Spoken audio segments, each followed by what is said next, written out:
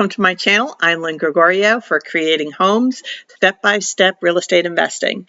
Today we are going to look at my to-do list. We are at the point in our purchase of a cabin in the Smoky Mountains, and I'm under contract, and so I need a to-do list to figure out all the different steps that need to get done. It's a good idea to write these things down, otherwise some things may get lost or forgotten about.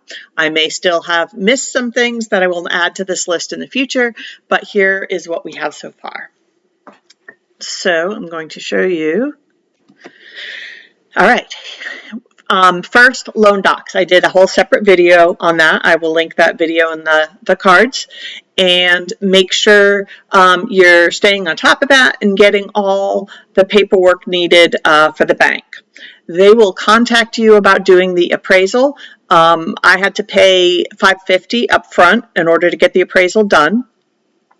And they went, remember, the purchase price is $785,000 for this 3-bedroom, 3.5 bath, 2,500 square foot cabin, and the appraisal came out to be $800,000. So we were good on that front. The next thing is all of the inspections. You need a home inspection done, and I recommend, even if it's a new construction, especially a place that you have not yet seen in person, that you do a home inspection.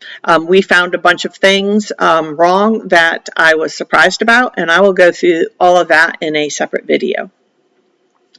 The next is pest inspection and termites. So call a pest inspector and find out exactly what you need to worry about with pests. What do they recommend? Do you need to get it treated for termites and have termite inspections? I have done a video just on that, so please feel free to check that out as well. Then you have your septic inspection.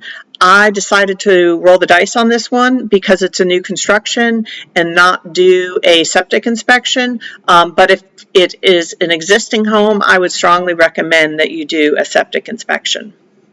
Radon inspection. I do not usually do these. I know I have, there's some real estate agents out there who strongly recommend them. My agent does not.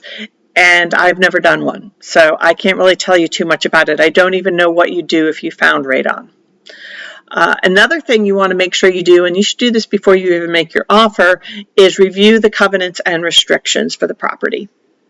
What are you allowed to do short-term rentals? Is there any restriction on the number of days a year that you can rent out the property? Is there restrictions on if you wanted to, say, put a mobile home on it or something like that if you were buying land? What restrictions are you limited to? So be sure to review those. We did have some covenants, and I can review those in another video with you, but definitely check those out. Next comes a survey. I was shocked at the price. I called to see about getting a survey done because I wanted to put up a fence and I figured better be safe. But the survey cost was over $1,000, and I don't think it's worth it given that we're not planning on fencing right to the edge of the property line. So I think we'll probably skip on the survey. And then, as mentioned previously, call the pest person about regular monthly treatments, and check out my video and I will give you the rundown on that. Next, think about design changes that you want to make in the property. You want to make your property stand out, and you want people to click on your property because there's something really cool about it, because it is well designed. So reach out to different designers. Again, I will do a separate video on that. We want to show you every step of the process here.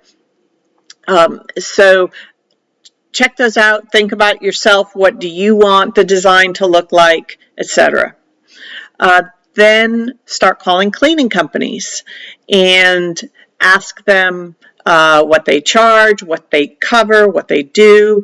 We'll do a separate video on that. And you can also look for cleaners on Turnover B&B. I learned the hard way, however, that if you put in a request, you get thousands of responses, more than you can keep up with. And I really just kind of wanted to talk to people. I wasn't really ready to hire anyone yet. So I will use that as a future resource. But my best way of finding a cleaner was through joining Facebook groups and finding some people that way and calling them and talking to them.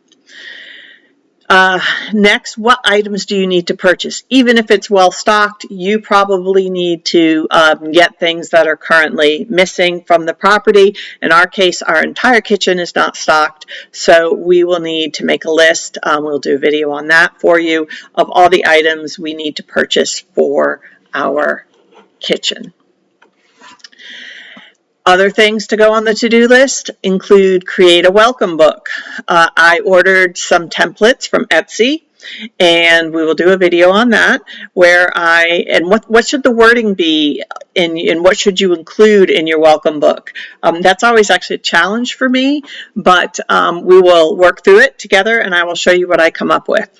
Once you finally closed, obviously you will create your listing, and you want to get professional photography done. When you do that, it makes all the difference in the world. You will also need to learn how and set up software. There's property management software, there's dynamic pricing software. So we will go through all of those together. If your property needs lawn care, what are you going to do about that? Is another thing to put on your to-do list. Hot tub or pool maintenance. In the Smoky Mountains, surprisingly, most of the cleaners take care of your hot tub for you. There are some that will also do the pool maintenance, others will not, so you have to check on that. And who's going to do repairs and ongoing maintenance and what that's going to look like. So all these things, anything else you can think of, if there's something I am missing, please make a comment below and let me know, and I will add it to my list. But we will work through all of these things together, and I appreciate you coming to my channel. Please like and subscribe, and have a great day.